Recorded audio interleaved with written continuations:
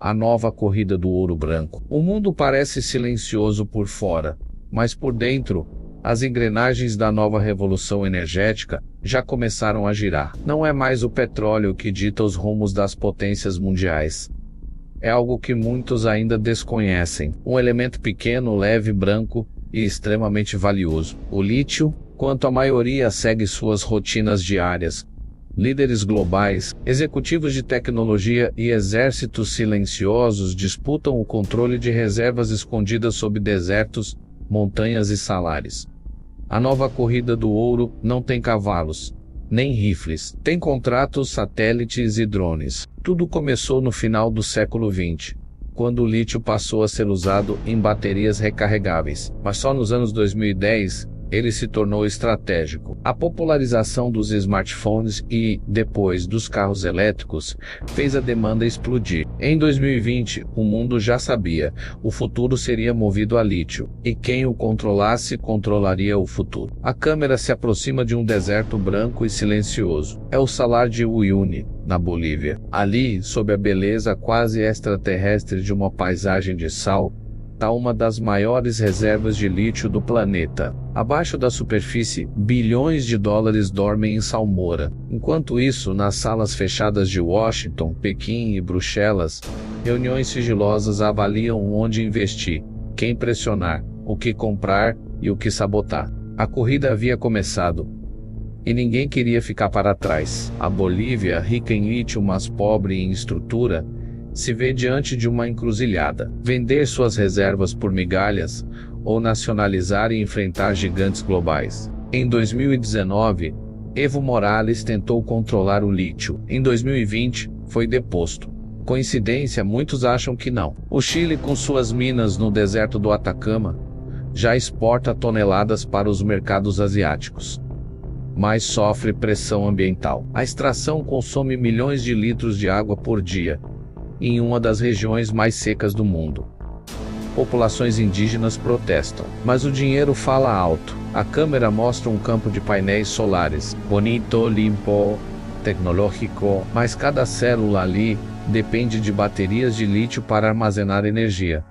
Sem o ouro branco, não há energia limpa, nem futuro. A China entendeu isso primeiro. Comprou minas no Congo, investiu pesado na Bolívia, no Chile, na Argentina. Criou gigantes como a Cátil, hoje maior produtora de baterias do mundo. Em 2025, mais de 75% do refino global de lítio está em território chinês.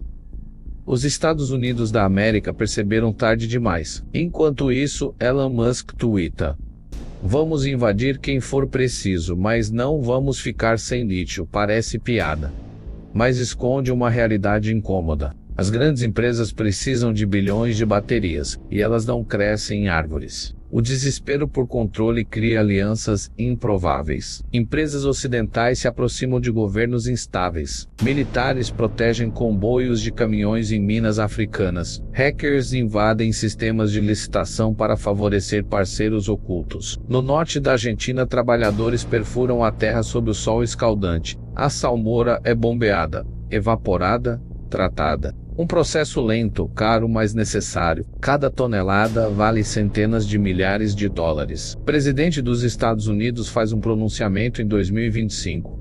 O lítio é questão de segurança nacional. Sanções são aplicadas à China. Parcerias são fechadas com o Canadá e a Austrália. O clima lembra os tempos da Guerra Fria, mas agora a guerra é branca. Empresas de tecnologia pressionam por mais produção. A Tesla quer controlar minas próprias. A Apple investe em startups de reciclagem de baterias. Mas reciclar ainda é caro. E o mundo quer mais, mais, mais. A câmera mostra manifestantes em Santiago. Cartazes dizem: "Não comam nossas águas." Eles protestam contra a extração de lítio pelas multinacionais. Mas o governo precisa da renda. O dilema se repete por toda a América Latina. Na África, a situação é ainda mais crítica. Em alguns países, crianças trabalham em minas ilegais. Não é só lítio, é cobalto, níquel, grafite. A cadeia de suprimento das baterias modernas tem sangue e suor escondidos. Na Europa, a União Europeia lança o Green Deal. Querem autonomia energética.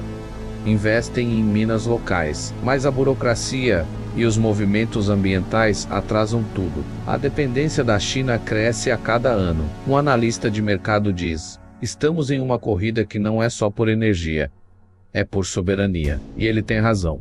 O lítio não move apenas carros, move estratégias militares, economias inteiras e sonhos de controle global. Enquanto isso, no TikTok, vídeos ensinam a identificar minerais raros. Jovens exploradores ganham seguidores tentando achar lítio no próprio quintal. A corrida chega às redes sociais. O Brasil começa a surgir no mapa. Com reservas em Minas Gerais e no Vale do Jequitinhonha, o país atrai investidores, mas também enfrenta a resistência de comunidades tradicionais. O drone sobrevoa uma mina moderna. Máquinas operam sozinhas. Dados em tempo real são enviados para servidores a milhares de quilômetros. Tudo automatizado, tudo por lítio. No subsolo o mineral aguarda, mas acima dele políticos, empresários e ativistas discutem o preço do progresso. A pergunta permanece: até onde vamos por algumas gramas de energia? Nos bastidores, diplomatas pressionam. Ofertas milionárias são feitas. Espiões roubam fórmulas. A guerra silenciosa segue, invisível aos olhos comuns. E tudo isso para que você possa carregar seu celular à noite, para que seu carro rode 500 quilômetros sem uma gota de gasolina, para que um satélite de comunicação fique no espaço. A câmera se aproxima de um laboratório. Cientistas desenvolvem baterias de estado sólido, prometem mais eficiência, menos dependência de lítio, mas ainda estão longe da escala comercial. Enquanto isso, a demanda cresce. A cada novo carro elétrico, mais lítio é necessário. A cada novo data center, mais baterias são instaladas. A cada promessa verde, uma nova pressão mineral. O mundo assina acordos climáticos. Prometerá carbono. Mas esquece de perguntar: de onde virá toda essa energia limpa? A resposta está no subsolo, branca, brilhante e disputada. No fim, o lítio é mais do que um metal.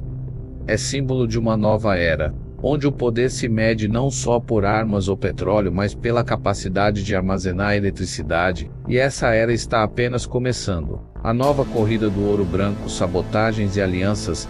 A câmera desce lentamente sobre o Oceano Pacífico, onde um navio cargueiro que transportava toneladas de lítio refinado desaparece misteriosamente dos radares. Ao fundo, uma voz diz que o acidente pode ter sido causado por falha mecânica, mas nos bastidores, diplomatas sussurram outro nome: sabotagem.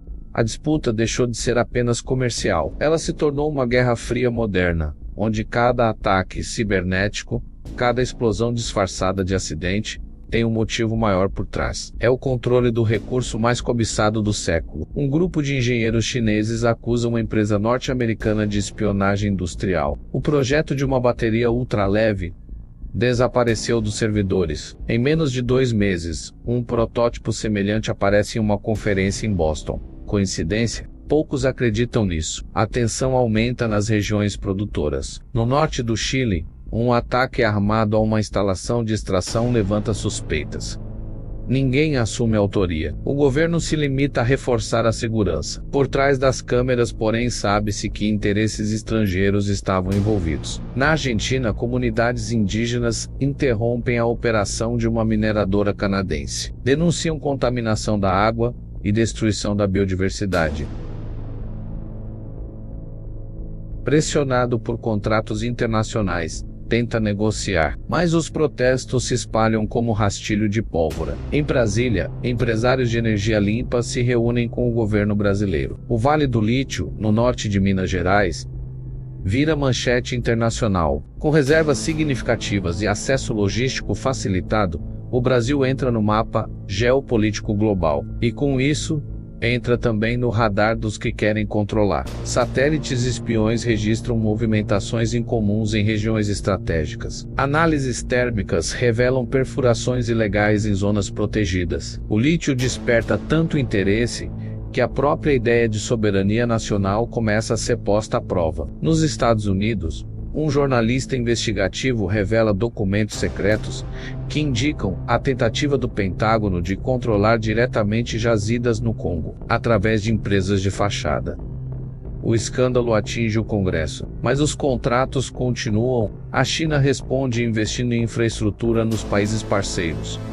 Constrói ferrovias, escolas, hospitais, mas exige exclusividade na exploração de lítio. O modelo é antigo. Ajuda econômica em troca de controle de recursos. Berlim. A chanceler da Alemanha assina um novo pacote verde de investimentos. Bilhões de euros são direcionados para a pesquisa de baterias alternativas. Mas os especialistas alertam: o lítio continuará indispensável por pelo menos 2 décadas. Enquanto isso, o preço da tonelada de lítio dispara. Em apenas 12 meses, o valor triplica. Investidores especulam.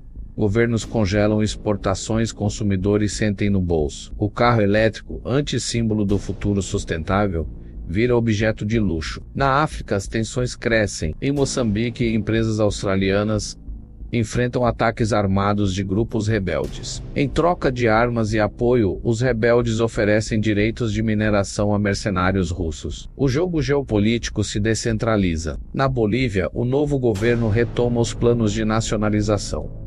Rejeita propostas da China e do Ocidente. Tenta criar uma empresa estatal para extrair, refinar e vender o próprio lítio, mas enfrenta dificuldades tecnológicas e sabotagens veladas. A câmera mostra um cientista russo abrindo uma cápsula. Dentro, uma nova célula de bateria híbrida que usa menos lítio e mais sódio. A Rússia tenta se inserir no jogo não pelo volume de recursos, mas pela inovação tecnológica. Mas o Ocidente duvida da viabilidade em larga escala. Em Paris, ativistas invadem a sede de uma montadora de veículos elétricos.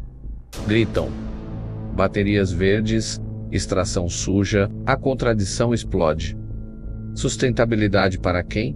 Às custas de quem? O Brasil avança. Assina um acordo trilateral com Alemanha e Japão para desenvolver tecnologia de refino local, mas sofre pressão dos Estados Unidos da América, que tentam bloquear a iniciativa. O presidente brasileiro declara: nosso lítio será soberano. A frase vira manchete internacional. Em São Paulo, uma startup desenvolve baterias de lítio-ferro-fosfato com maior durabilidade. Recebe investimento chinês, mas dias depois, seu servidor é hackeado. Códigos e documentos somem do sistema. Os países do Triângulo do Lítio tentam formar um bloco inspirado na OPEP do petróleo. Querem controlar a produção, preços e exportações, mas a rivalidade política e interesses estrangeiros dificultam o plano. Na ONU, representantes do Sul Global pedem um pacto internacional para a exploração ética e justa do lítio. Falam de compensações ambientais, proteção de povos originários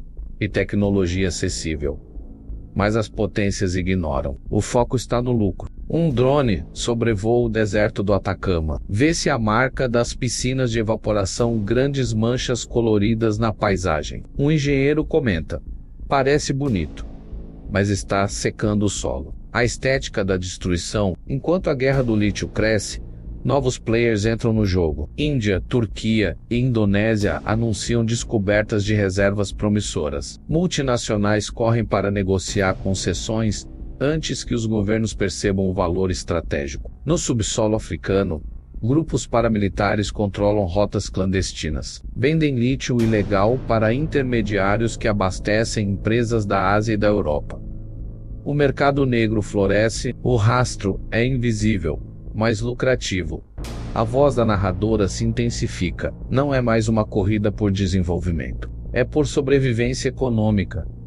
Quem não tiver lítio ficará de fora do futuro. Nos bastidores das Big Tech, reuniões secretas discutem independência mineral. Google, Apple, Amazon, Tesla e Microsoft montam consórcios próprios.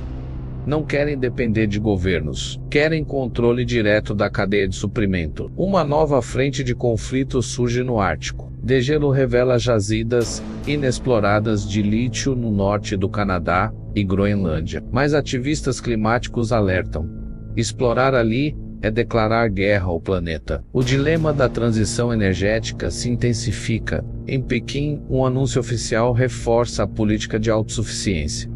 A China será a líder global em baterias. Nos bastidores, Incentivos fiscais e espionagem aceleram a meta. No Brasil, indígenas pataxós ocupam uma área recém-licitada para mineração. Reivindicam território ancestral. O governo é pressionado por ambientalistas, mas também por investidores. A tensão explode. Em Washington, o Departamento de Estado cria uma nova diretoria: Segurança Energética e Minerais Estratégicos. Contrata ex-agentes da CIA e analistas da NSA. O lítio vira questão de Estado.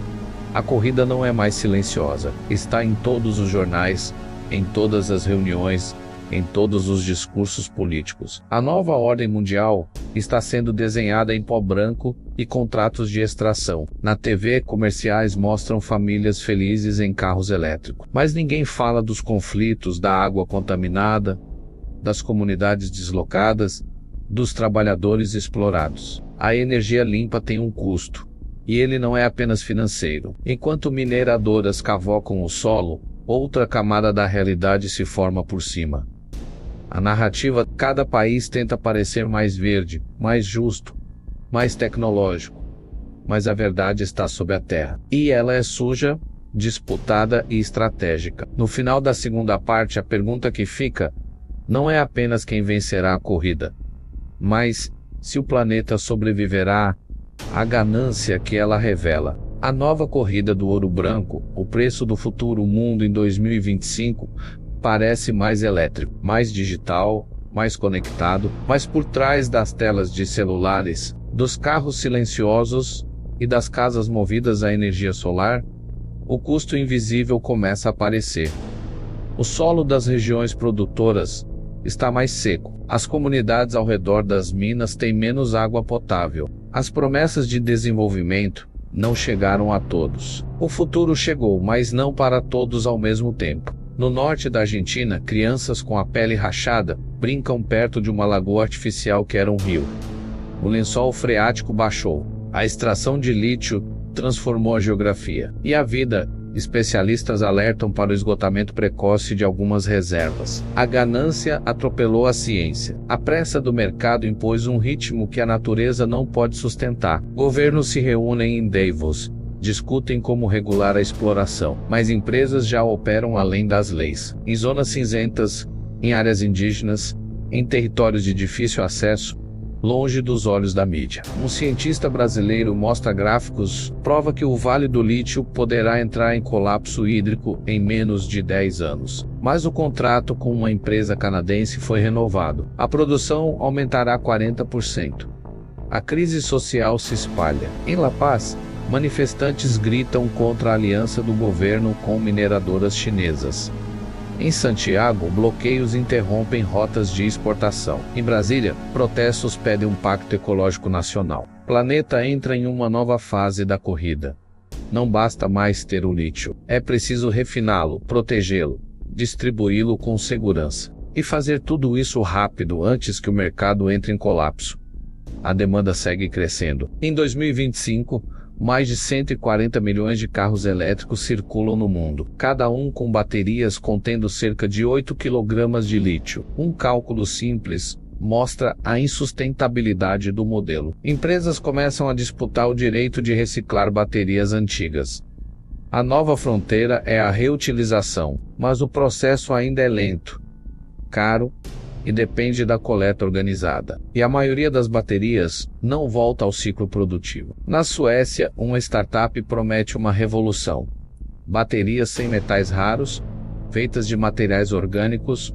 O mundo observa. Os investidores hesitam. O lobby do lítio pressiona para que a ideia morra antes de crescer. Em Pequim, autoridades anunciam uma nova tecnologia de refino ultra rápido. Prometem reduzir o consumo de água em 70%. Mas os testes ainda não saíram do papel. A produção segue no modelo antigo. E os impactos continuam. No coração da África, onde não há jornal, nem internet, nem satélite, homens e meninos escavam com as mãos. Procuram minerais para abastecer um sonho que não os inclui. Enquanto isso, nas capitais do norte global, políticos falam de neutralidade de carbono, mas evitam responder sobre as minas no sul do mundo. A equação é clara: energia limpa para uns, extração suja para outros. No Canadá, cientistas desenvolvem uma bateria de estado sólido funcional, O mundo vibra, mas a cadeia de suprimento continua dependente do lítio. A promessa de autonomia mineral ainda está longe.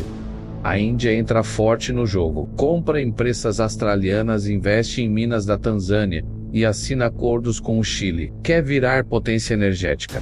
E para isso precisa de muito lítio. A OPEP do lítio começa a funcionar. Bolívia, Chile e Argentina anunciam metas de produção coordenadas e preços mínimos por tonelada. O mercado reage. Os preços sobem ainda mais. As tensões diplomáticas aumentam. No Brasil, um conflito explode entre garimpeiros ilegais e forças da Força Nacional em um polo lítico de Minas Gerais. Há mortos, feridos e nenhum culpado. O subsolo se transforma em fronteira de guerra. Organizações não governamentais internacionais pressionam por um tratado global de exploração ética do lítio. Mas sem apoio das grandes potências, o tratado não sai do papel. A corrida continua sem árbitro. A população começa a perceber. Vídeos virais mostram a destruição causada por minas. Hashtags como o lítio sangrento ganham espaço. Influenciadores exigem transparência. As marcas se apressam em mudar a comunicação, mas não mudam a cadeia. Em Washington, uma denúncia revela que o governo americano usou imagens falsas para justificar sanções contra a Bolívia. O objetivo era forçar a entrega de contratos de mineração a empresas privadas. O escândalo abala a política externa. No meio da crise, uma nova força se forma.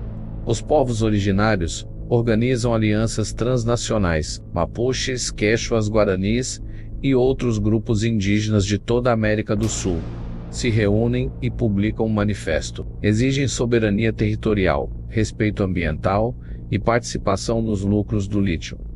O manifesto ecoa pelo mundo, ganha apoio de ambientalistas, artistas, intelectuais, mas também gera reações duras de governos e empresas que veem sua cadeia de produção ameaçada. Enquanto isso, o primeiro grande vazamento tóxico de uma planta de refino de lítio atinge um rio na Tailândia. Milhares de peixes mortos, centenas de moradores intoxicados. O caso expõe a fragilidade da transição energética. A ONU convoca uma cúpula de emergência. Pela primeira vez, o lítio é reconhecido oficialmente como recurso estratégico global, com potencial de provocar guerras. É comparado ao petróleo do século XXI, as soluções começam a aparecer.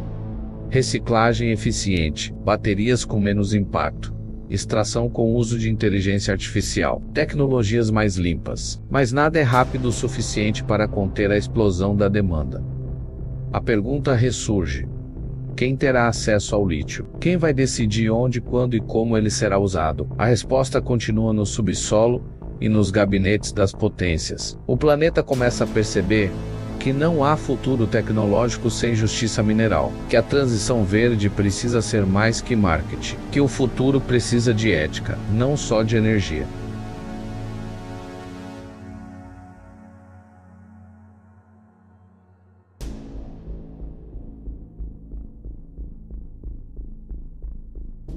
E a câmera se afasta, revelando uma paisagem sem fios, sem baterias, sem futuro. A corrida do ouro branco não vai parar, mas ela pode mudar. Pode ser guiada por princípios, não só por cifras. Pode incluir os invisíveis. Pode respeitar os que estão sobre o solo, e não apenas o que está debaixo dele. O futuro é uma promessa, mas como toda promessa exige compromisso. Enquanto a câmera sobe ao céu, satélites giram sobre a Terra.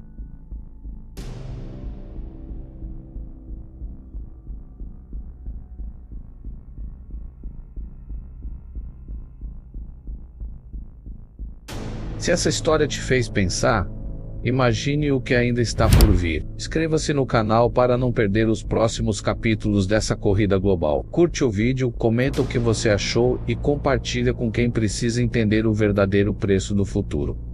A próxima revelação pode estar mais perto do que você imagina.